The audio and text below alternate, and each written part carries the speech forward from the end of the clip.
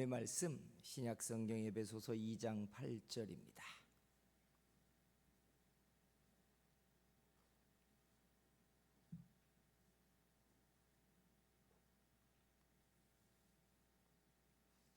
에베소서 2장 8절 말씀 봉독해 드립니다. 너희는 그 은혜에 의하여 믿음으로 말미암아 구원을 받았으니 이것은 너희에게서 난 것이 아니요 하나님의 선물이라. 아멘. 하나님의 은혜가 여러분의 심령에 오늘 선물처럼 가득하고 충만해지시기를 축복합니다. 옆에 있는 분에게 하나님의 은혜가 가득하길 축복한다고 해주세요. 아멘. 할렐루야. 예수 믿는 사람들이 가장 많이 듣는 말 가운데 대표적인 게 믿음으로 살아라, 믿음으로 살라, 은혜로 살라, 이런 말들입니다. 그래서 기독교인들이 좋아하는 찬양 가운데 하나가 은혜 아니면 살아갈 수가 없네, 호흡마저도 다 주의 것이니 하는 찬양이 있습니다. 사랑하는 성도 여러분, 은혜로 살고 계십니까? 하나님이 여러분에게 은혜로 사는 세상 속에 활짝 문을 열고 들어가 그 은혜를 누리게 하시는 시간 되게 만들어 주시기를 축복합니다. 지난 주 중에 이 설교를 준비하면서 제가 한 사람에게 은혜로 살고 있습니까? 라고 물었더니 자기는 은혜로 살고 있는 것 같대요. 참 좋은 말입니다. 성도 여러분, 우리들의 가장 커다란 복은 은혜로 사는 겁니다. 오늘도 은혜로 살고 그리고 앞으로도 하나님의 은혜로 사는 우리가 되어야 할 줄 믿습니다. 근데 여러분, 이 말을 따지고 들어가면 사실은 참 쉽지 않은 이야기입니다. 은혜뿐입니다. 은혜로 살아야 합니다. 믿음으로 나는 삽니다.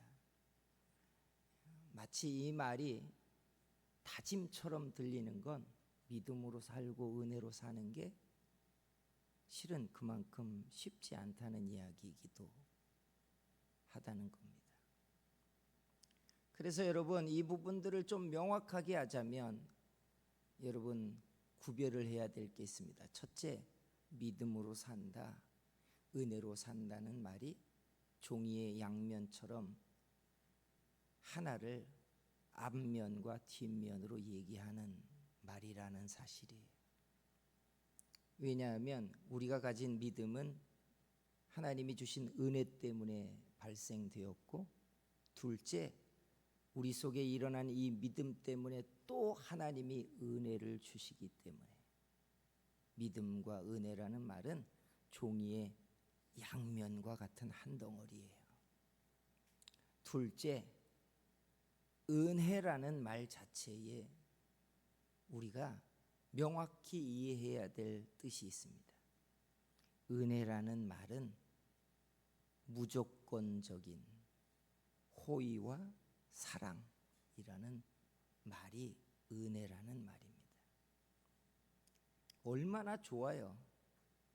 하나님이 조건 없이 이사야에 말한 것처럼 값 없이 돈 없는 자도 와서 포도 주와, 하나님의 은혜를 사라고 이야기한 것처럼 값을 치르지 않고 조건 없는 호의와 사랑을 하나님이 우리에게 주시겠다라는 말이 은혜예요. 그러니까 여러분, 우리가 하나님께 얻는 가장 좋은 것들은 조건이 아니라는 이야기예요. 그래서 어렵습니다. 은혜라는 말이 너무 좋은 말이잖아요. 그래서 우리 여기에 앉아있는 반주하시는 분의 이름도 은혜예요.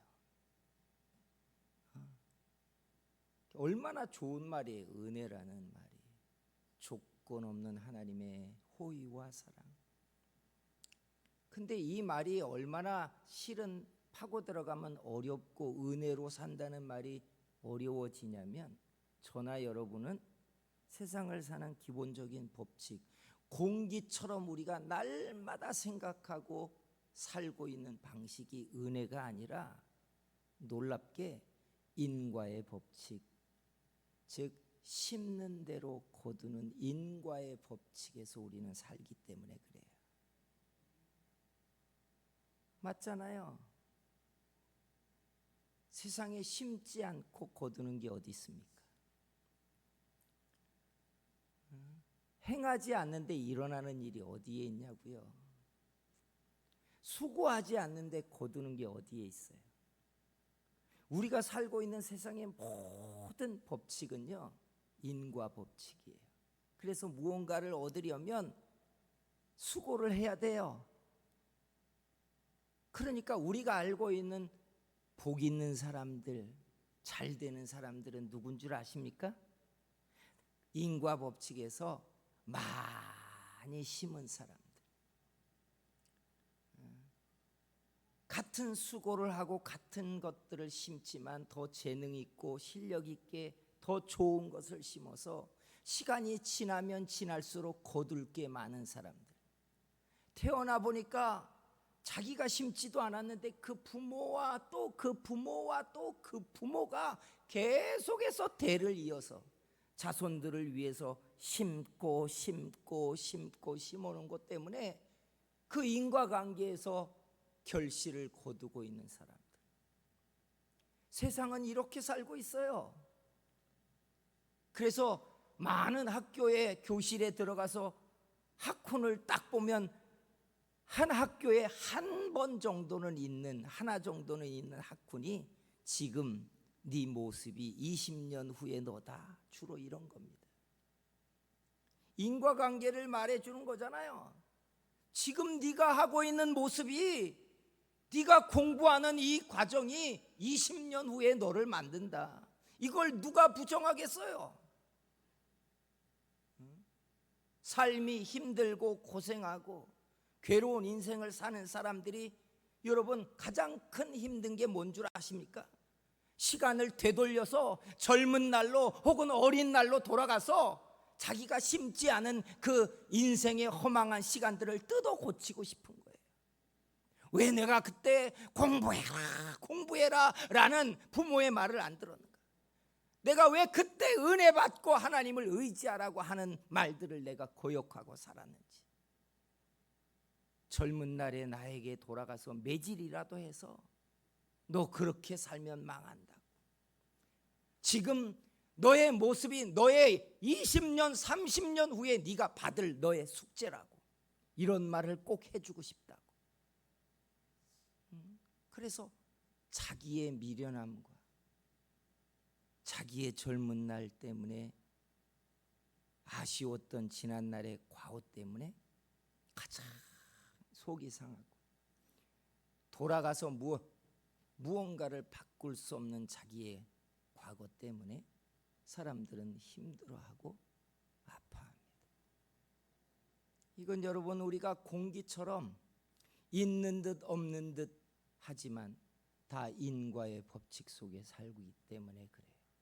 성경도 우리에게 네가 무엇으로 심든지 심는 대로 거두리라 라고 말합니다. 근데 이게 왜 은혜와 여러분 충돌합니까? 여러분, 성경을 곰곰이 뜯어보면 하나님이 만들어 놓은 첫 번째 세상의 법칙은 인과의 법칙입니다. 말씀을 지키고 순종하고 하나님의 뜻대로 살고, 그래서 그 좋은 결과를 누리게 만든 걸 하나님은 복이 있다라고 이야기하고 있어요. 근데 여러분, 예수 그리스도가 이 땅에 오면서 은혜라는 게 시작이 되면서 예수님께서 은혜를 베푸신 사람들을 마치 모아 보듯이 모으기 시작해서 한 덩어리로 만들면 우리가 알지 못하던 은혜 받는 사람들의 그림이 보이기 시작합니다. 예수님께 주로 은혜 받은 사람들이 누군 줄 아세요? 당시의 예루살렘의 귀족과 주류의 사람들이 볼 때 예수님 주변에서 누가 은혜 받고 있는 줄 아십니까? 죄인과 창기라고 말해요. 철저하게 버려진 사람들이죠. 주류의 사람들이 볼 때 죄인과 창기들은 뭐라고 말하겠어요? 젊은 날에 그렇게 지 맘대로 살더니, 공부 안 하더니, 엉망진창으로 살더니 죄인이 되었고 네 인생이 바닥에 살고 있지 않냐, 이런 사람들이잖아요. 그런데 예수님이 가는 동네마다 은혜를 받는 사람들이 그들이었어요. 죄인이고 창기고 병든 사람들이고 소외된 사람들이고 버려진 사람들이고, 한마디로 모으면 그 세계의 아웃사이더들, 그런 사람들이 예수님에게 나와 은혜를 받았어요. 반면에 여러분, 예루살렘의 귀족들, 어려서부터 심고 거두며 자기의 인생을 기름지게 만든 사람들은 은혜를 받는 사람들이 아니라 예수님에게 나오긴 나왔으나 그들은 예수님을 검증하려고 나온 사람들이에요. 이게 참 놀랍죠? 참 이야기가 힘든 이야기예요. 결국 은혜 받는 사람들은 심지 않은 사람들이 받은 거고, 은혜 받지 못하는 사람들은 어려서부터 순종하고 심었던 사람들이 은혜 받지 못했어요. 이게 웬 딜레마입니까?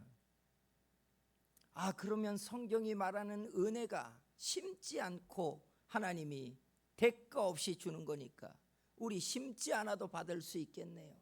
그런 간단한 이야기가 아니에요. 사랑하는 성도 여러분, 오늘날 은혜 시대에 우리가 살고 있음에도 불구하고 저도 그렇고 우리가 은혜 세계 속에 들어가지 못하는 이유는 우리도 은혜를 가지고 사는 게 아니라 심은 걸 거두며 살려고 하기 때문에 그래요.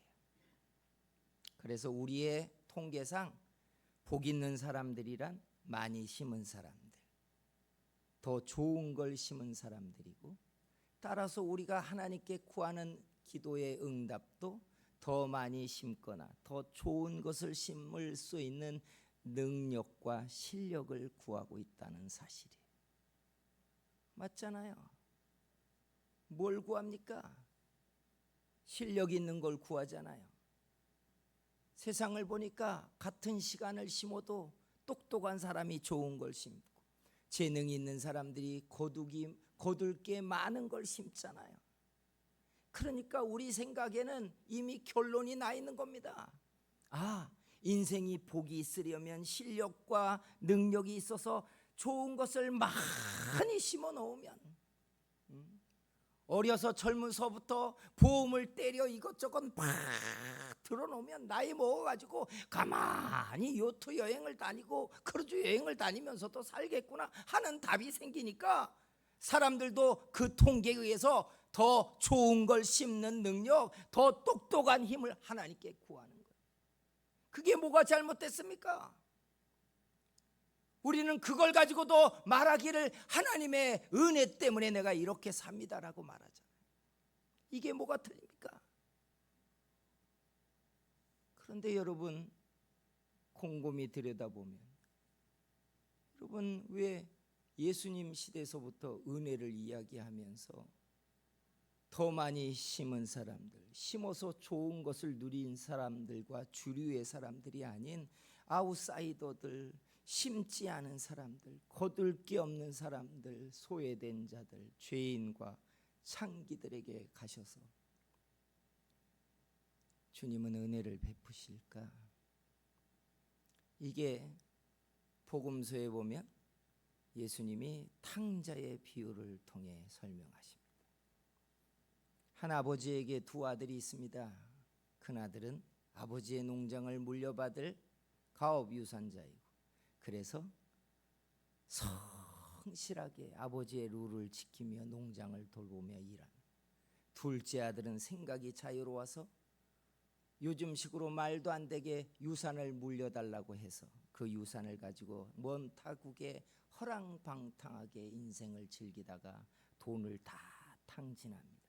그리고는 생각하기를 차라리 이곳에서 비천한 삶을 사느니 아버지 집에 가서 종살이를 하는 게 더 낫겠다 싶어서 돌아갑니다. 자기의 계획은 종살이입니다. 그런데 아버지가 그 아들을 기다리고 맞아서 잔치를 뿜더니 아들이 생각지도 않은 은혜를 베풀기 시작합니다. 여기에 비밀이 있어요. 아버지가 탕자에게 왜 은혜를 베풀까요? 이게 정의의 개념이 아니잖아요. 큰아들은 자기를 지켰고 둘째는 자기의 몫을 탕진하고 방탕해서 망가진 다음에 돌아왔는데 왜 은혜를 베푸십니까? 정당하지 않다고요. 큰아들의 분노가 이해되잖아요. 여기에 말할 수 없는 하나의 비밀은 바로 그 망가진 둘째의 아버지가 하나님이라는 사실이에요.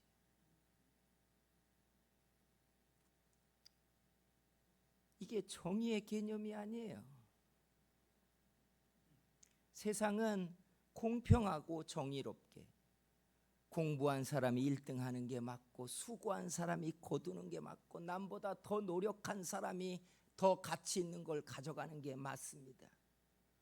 그런데 여러분, 사람을 지으신 하나님 아버지 입장에서 보니까 챙기지 못하고 망가지고 아웃사이더로 밀리고 사람들과 끼지 못하고 대화에 섞여지지 못하고 언제나 다른 막질하면 힘이 없어서 꼴등이 되고 남들과 같이 어울려지지 않고 수고해도 남들보다 조금밖에 거두지 못하고 그래서 스스로 더 뛰지 않는, 그래서 점점 처져버리고 낙오가 되는 바로 그 사람이 아버지의 아들이라는 사실이에요.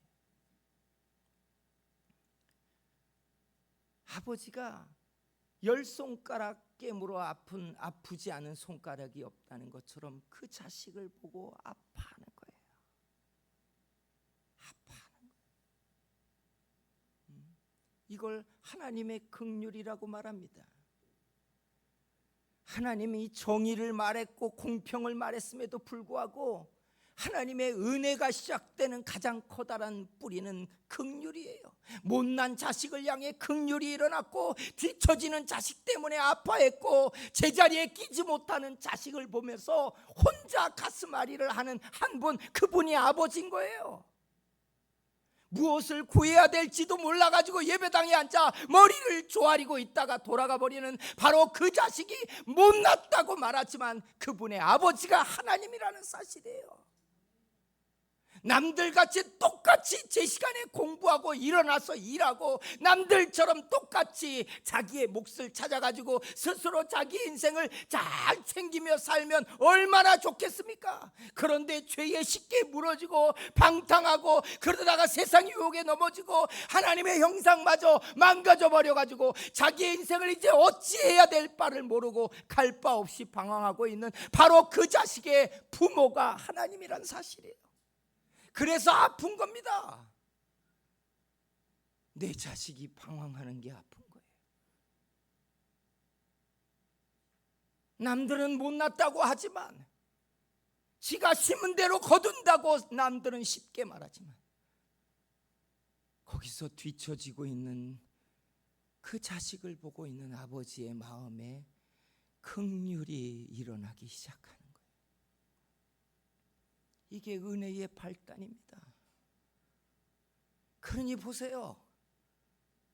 성실하게 심고 남들보다 더 노력하고 그래서 언제나 1등을 거머쥐고 남들보다 언제나 우러러보는 자리에 올라가고 내 몫을 정당하게 누리고 있는 사람들 입장에서 보면, 그래, 누가 너를 공부할 때 놀라고 했어? 누가 일하라고 할 때 너는 일하지 않고 그렇게 살라고 했어? 이렇게 말하겠지만 하나님 입장에서 보면 그 못난 자식 때문에 마음이 쉬어지지 않는 겁니다. 그래서 우리가 바라는 은혜는 놀랍게 잘난 자식의 몫이 아니에요. 못나고 남들보다 같이 걷지 못하고 뒤처지고 경쟁에서 밀리고 오갈 데가 없고, 그래서 하나님 외에는 의지할 게 없어서 하나님 앞에 나와 고개를 푹 숙이고 앉아있다가 무언가를 구해야 될 줄도 모르고 어리버리하고 있다가 하나님의 낯을 찾고 있는 그 자식을 향한 아버지의 애타는 심정이 하나님의 은혜를 일으키는 뿌리고 시작이었습니다. 성도 여러분, 은혜를 아십니까? 제가 보건대 교만과 겸손의 결정적인 차이는 여기서 일어납니다. 여러분 잘 알다시피 야고보 4장 6절에 이런 말이 있어요. 더욱 큰 은혜를 주시나니 그러므로 일렀으되 하나님이 교만한 자를 물리치시고 겸손한 자에게 은혜를 주신다 하였느니라. 얼마나 유명하고 잘 알고 있는 말입니까? 근데 볼까요? 교만이 어디서 시작될 것 같아요? 태어나면서부터 얼굴을 빳빳하게 하고 거만하게 앉아가지고 사람들 위해 호령하는 사람이 교만일 것 같아요? 교만의 뿌리를 캐고 들어가면 자긍심입니다. 자긍심이 왜 일어나는 줄 아세요? 내 정당한 수고의 대가를 얻는 자의 마음을 자긍심이라고 해요. 나 괜찮은 사람인 겁니다. 나 성공했습니다. 내 1등은 가치가 있는 겁니다. 내가 번 돈은 내가 땀 흘려 얻은 것에 대한 정당한 가치입니다. 난 도덕적이고 양심적입니다. 딱 얼마나 여러분 세상이 우리에게 요구하는 정직한 사람들이에요. 그런데 이 자긍심이요, 자긍심에서 머물지 않아요. 사람은 다 상대평가라는 걸 합니다. 자기를 보지 않아요. 우리의 눈은 상대평가를 하는 눈이에요. 다른 사람들과 나를 계속 비교합니다. 저 사람이 나보다 잘생겼는지, 공부를 잘하는지, 일을 잘하는지, 은사가 있는지, 신앙이 나보다 좋은지 우리는 다 상대평가를 해요. 그리고 내가 좀 더 나으면 자긍심이라는 게 일어나요. 이 자긍심에서 한 걸음 더 나가면 마음이 높아지는 거예요. 그래서 사람을 판단하는 모든 사람들은 똑똑한 사람들이고 잘난 사람들입니다. 자긍심을 가진 사람. 그리고 여기서부터 시작되는 게 거만이고 교만이에요. 근데 교만이 잘못됐습니까? 대부분 성공한 사람들 얼마나 노력해서 그 자리에 올라갑니까? 1등 쉽지 않잖아요. 돈 버는 사람들 가만히 있었더니 돈 봅니까? 아니잖아요. 그거 가지고 자긍심 갖는 게 뭐가 문제예요? 문제는 여기에서 있어요. 하나님이 자기로 자긍하는 사람들이 아니라 하나님이 겸손한 자에게 은혜를 주시겠다고 정했다는 게 문제예요. 자기를 낮추고 내가 아무것도 아니고 비천한 자처럼 내가 초라해서 아버지의 긍휼이 아니면 내게 어떤 기회도 남아있는 게 없어서 그 얼굴에 눈치를 보고 눈빛을 살피며 손을 모으고 머리를 조아리는 마음, 이게 겸손이에요. 알고 계십니까? 그러니까 자긍과는 정말 다른 거예요. 겸손은요, 나를 믿고 자랑하고 자긍할 만한 어떤 것도 내게 없어서 하나님의 낯을 살피고 그의 긍휼을 얻기 위하여 손을 모으고 눈빛을 내리깔고 그의 기회를 얻기 위하여 머리를 조아리고 하나님의 은혜의 빛이 내게 비춰주기를 머리를 숙이고 기다리고 있는 사람들, 이게 겸손이에요.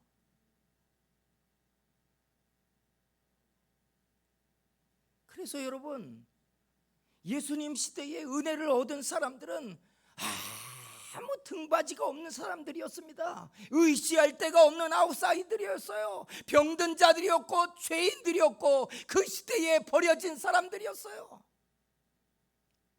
그 시대에 잘난 사람들, 똑똑한 사람들, 귀족은 다 예수님을 검증하고 판단하려고 나왔는데, 의지할 게 없는 사람들은 다윗의 자손이여 나를 불쌍히 여기소서라고 소리를 지르기 시작했다. 사랑하는 성도 여러분, 은혜 아니면 나는 살 수 없다고 노래하고 말하지만 정작 우리의 본능과 우리가 사는 방식은 하나님의 능력으로 실력을 가지고 그 열매를 거두며 복을 누리고 살고 싶어 하는 심정입니다.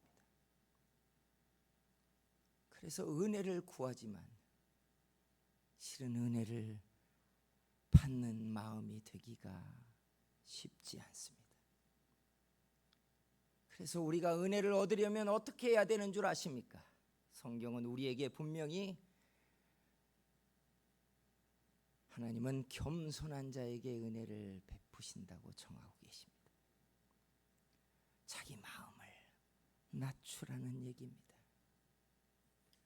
성도 여러분,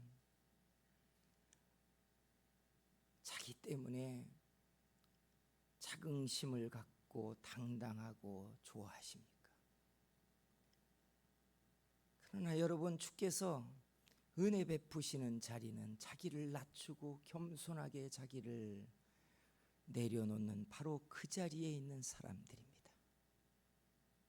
겸손한 자리, 자기를 낮추는 자리가 하나님이 은혜를 베풀기 위하여 그 눈길을 비추시는 자리고, 하나님이 은혜 주시기 위하여 찾고 있는 사람들의 바로 그 자리입니다.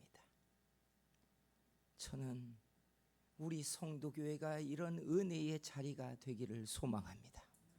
은혜의 자리로 자기를 낮추어 놓으시기를 주의 이름으로 축복합니다. 바라건대 하나님이 여러분을 존귀하게 하고 빛나게 하고 실력 있게 하고 능력 있게 했어도 마음을 낮추고 겸비하게 하고 또 낮은 자리로 내려가면서 하나님의 은혜 아니면 내가 설 수 없다고 고백하는 그런 사람들이 되시기를 주의 이름으로 축복합니다. 기도하겠습니다.